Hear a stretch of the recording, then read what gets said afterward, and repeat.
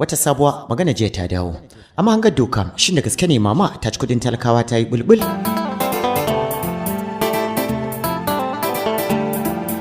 Da farko dai mun sani babu wani mai hankali wanda yake goyon bayan zagi, cin mutunci ko cin zarafin wani da sunan yancin faɗar albarkacin baki. Idan kuma har hakan ta faru, to akwai hanyoyi da dokar ƙasa ta tanada waɗanda za a bi domin hukunta mai laifi. Idan har kotu ta ce yayi laifin. Wannan bawan Allah ne a fahimta na ba kuskure yayi ba, kuma ba shari yayi mata ba. Kudin talakawan ne ta ci har ta yi bulbul.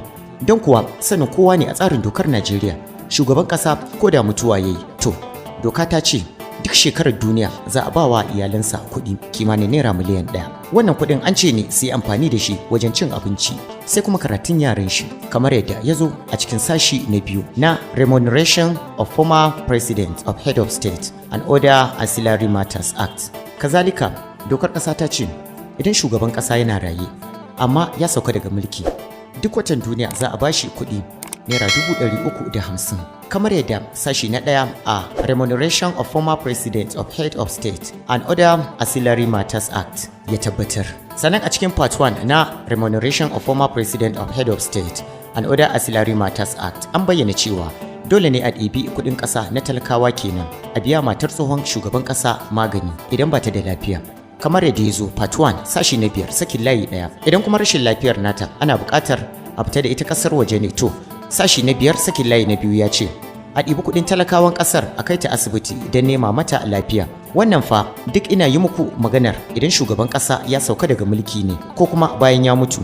Sannan wannan dokar da kuka gani an yi ta ne tun a shekarar 1999, kimanin shekara 22 baya.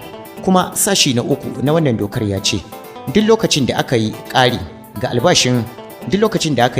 albashin shugaban ƙasa mai ci, to shi ma tsohon shugaban ƙasa sai an yi masa ƙari. Idan ya riga ya mutu, to sai an yi ƙari a wannan miliyan 1 ɗin da ake bawa iyalan shi.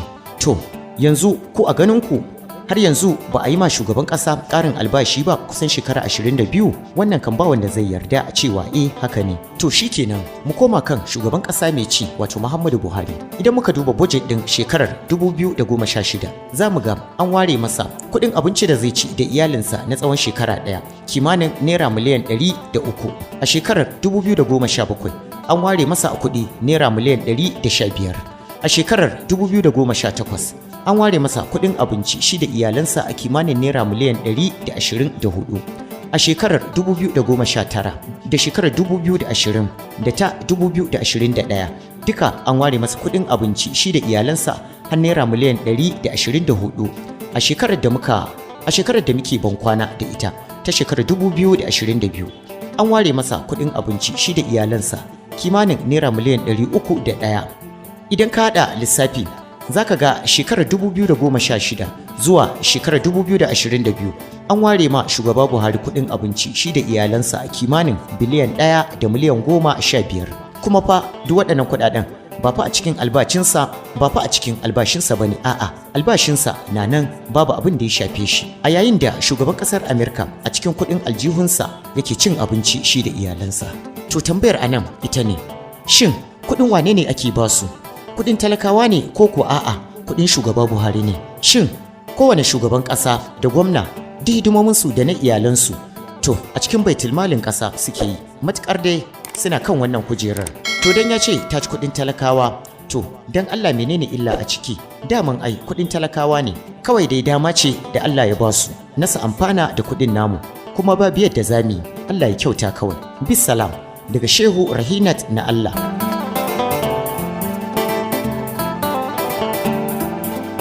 Kuna sauraron waɗannan ƙayatattun shirye-shirye ne daga tashar SST Hausa TV. Ku yi mana subscribe domin kasancewa a kodayaushe tare, sannan kuma mu iya sanar da ku da zarar mun ɗora ƙayataccen shirye-shiryenmu a gare ku. Tashar SST Hausa TV tana alfahari da kasancewarmu tare da ku. Domin wannan tasha an yi ta ne kacokan domin ku, domin ƙawatar da ku, domin